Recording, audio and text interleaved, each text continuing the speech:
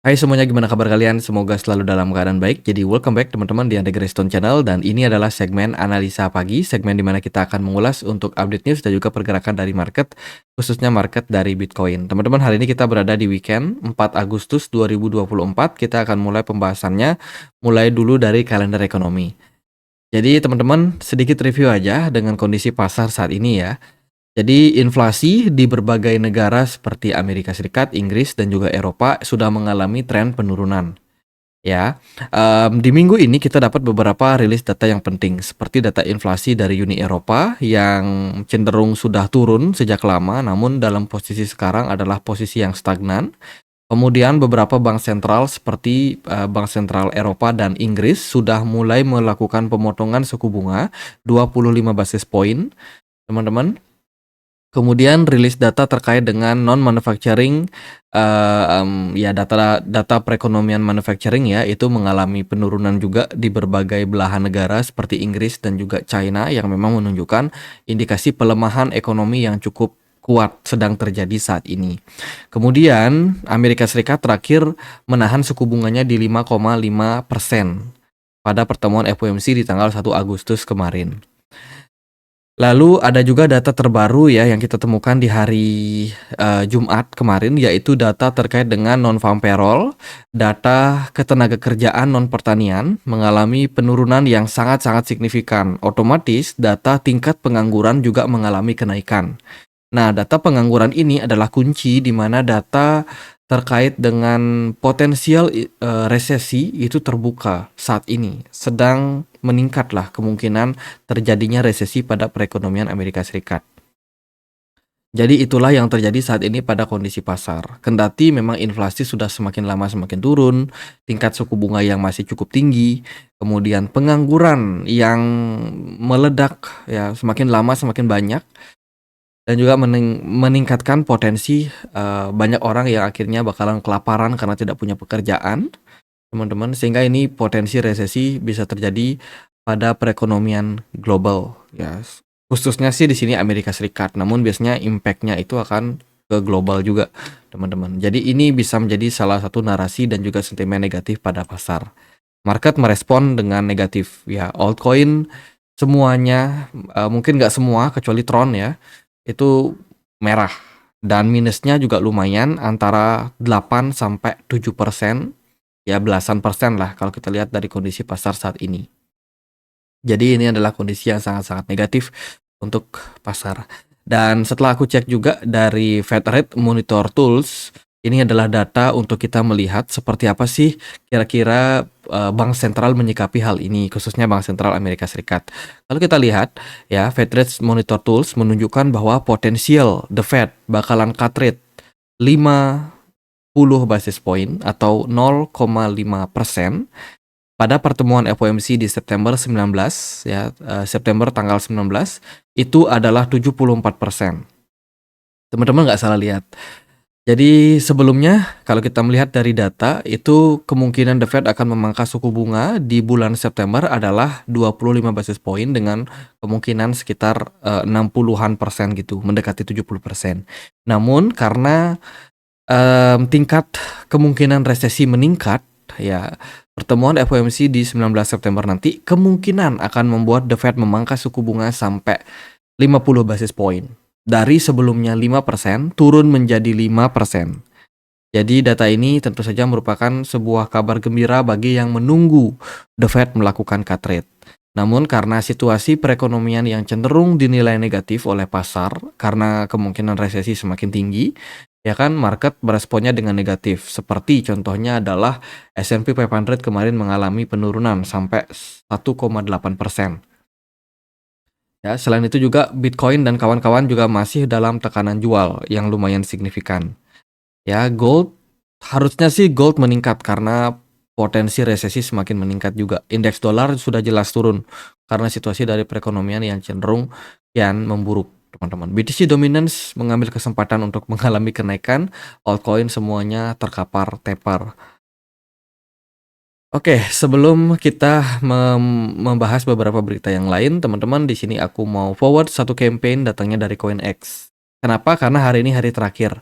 4 Agustus adalah hari terakhir campaign mulung bareng. Jadi buat teman-teman yang pengen dapat beberapa reward di sini, jadi ada beberapa reward yang bakalan dibagikan oleh CoinX ya, berupa USDT, berupa prize pool ya, berupa USDT, dan juga ada tiket CoinFest Strip kalau kita bisa menjadi top leader dari campaign ini, teman-teman. Jadi campaign ini bakalan berakhir di perdagangan hari ini, tanggal 4 Agustus. Ini kesempatan terakhir buat teman-teman ikut.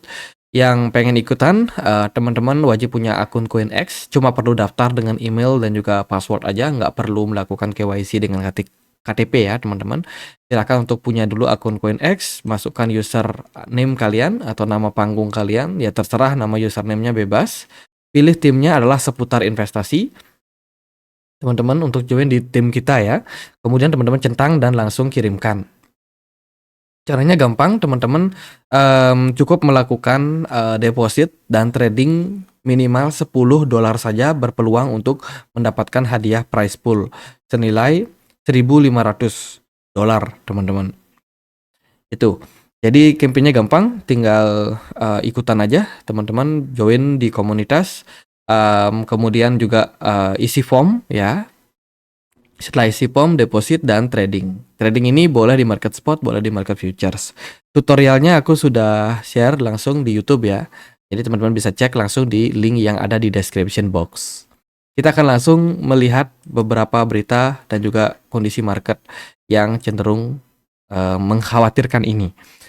Berita selanjutnya datang dari geopolitik. Ada intel barat yang sebut Iran segera gempur Israel tepat di hari besar Yahudi. Jadi berita ini diluncurkan kemarin, di mana saat ini Timur Tengah masih dalam kondisi perang ya, yang semakin hari kian memanas. Iran di backing oleh Rusia, sementara Israel ada Amerika Serikat di sana. Jadi perang di Timur Tengah sekarang sedang berkecamuk dan tentu saja ini bisa menyebabkan supply chains. Ya, kembali supply chain ujung-ujungnya dan berhubungan sama oil and gas ya akan segera mengalami kelangkaan karena perang tersebut dan bisa saja menyebabkan peningkatan harga dari BBM. Ya, jadi perang ini tentu saja menyebabkan banyak kerugian, teman-teman.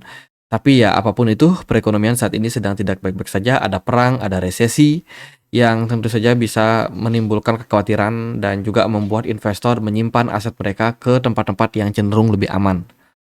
Itu. Jadi that's why market saham Amerika Serikat cenderung merah dan juga potensial gold akan positif, teman-teman. Kemudian ini adalah data yang banyak sekali dibicarakan, data Some Real Time, Real Time Some Rule Recession Indicator. Ini dibikin langsung oleh Federal Reserve Bank, Federal Reserve Bank of Louis.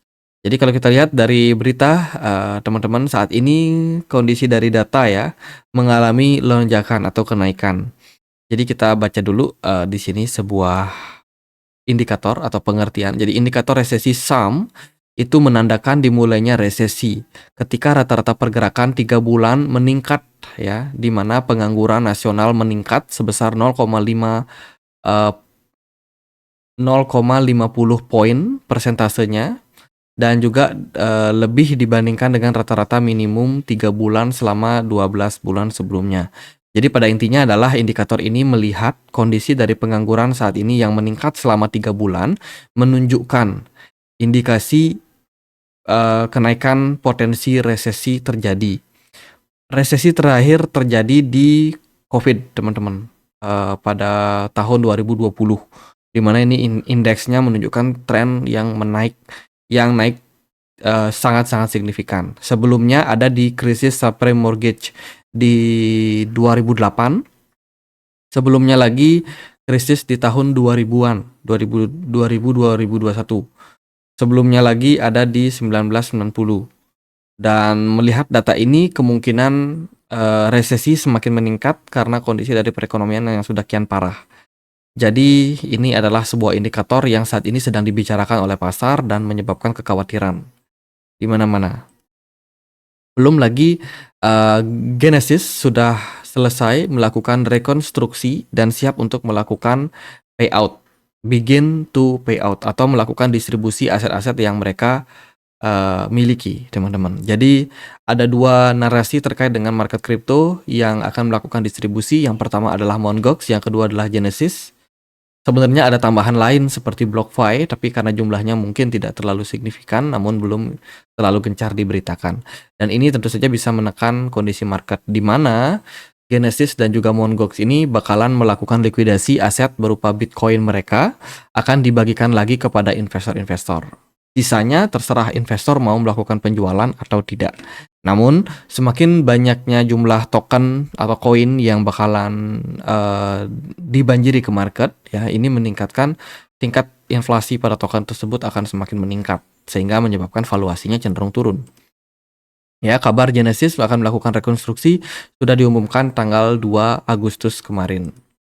Kemudian kita juga belum update terkait dengan US BTC Spot ETF di perdagangan kemarin dan juga di analisa video kemarin. Dan kalau kita lihat dari data terbaru menunjukkan bahwa Grayscale, Fidelity, ARK Invest, Bitwise, dan juga FunX itu mengalami arus keluar di perdagangan kemarin.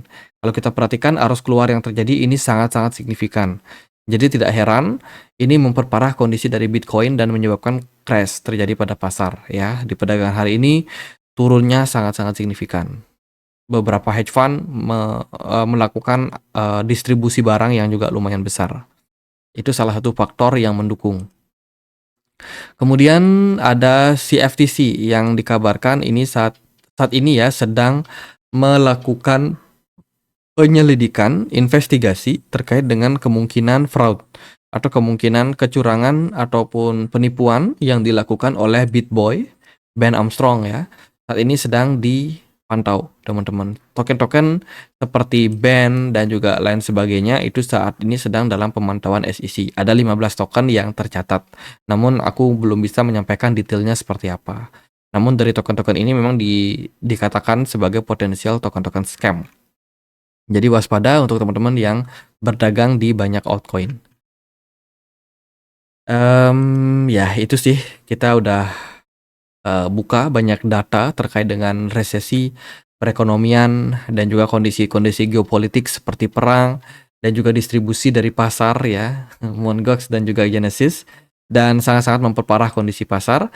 Teman-teman kita mungkin perlu lihat untuk Fear and Greed saat ini.